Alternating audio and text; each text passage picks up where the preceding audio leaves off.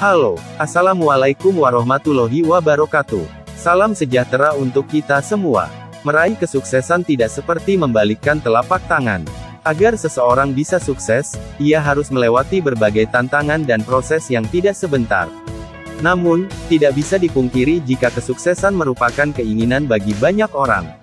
Tidak hanya dapat diukur dari kondisi ekonomi melalui finansial yang stabil dan kuat, kesuksesan juga bisa hadir dalam aspek lainnya, seperti pendidikan, prestasi olahraga, hingga menjadi seorang penemu teori atau teknologi yang dapat meningkatkan kualitas hidup orang banyak. Ada beberapa ciri orang yang akan sukses di masa depan. Yang pertama, bangun tidur lebih awal. Kebiasaan rutin pertama yang harus kamu lakukan jika ingin menjadi orang yang sukses adalah bangun tidur lebih awal. Berdasarkan penelitian, 44% orang sukses bangun 3 jam sebelum aktivitasnya dimulai.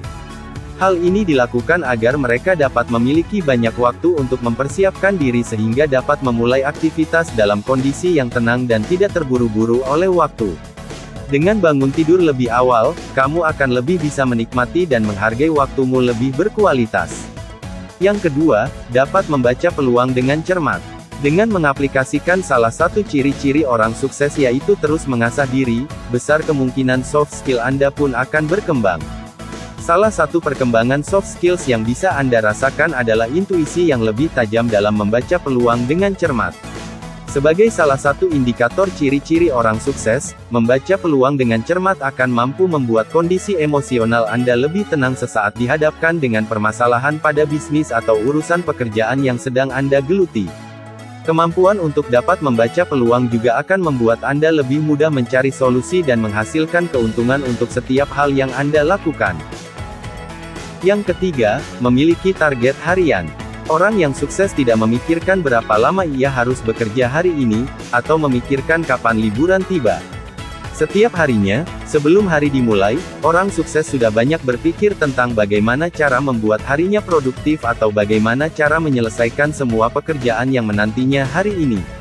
Semua hal yang harus dilakukannya hari ini sudah diatur dengan jelas pada hari sebelumnya, jadi mereka tinggal menyesuaikan saja. Membuat target harian harus kamu lakukan supaya kamu jadi termotivasi untuk bekerja.